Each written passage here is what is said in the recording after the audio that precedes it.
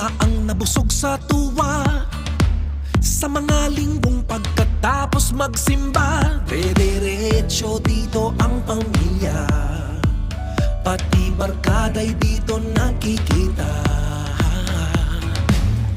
Ilang bata na ang sadyang nasiyahan pag dito nagdiriwang ng kaarawan. Kislap sa mata nila ay kitang-kita, pagkat dito sila ay bidang-bida. Joy na binigay sa bawat Pilipino, ngayon'y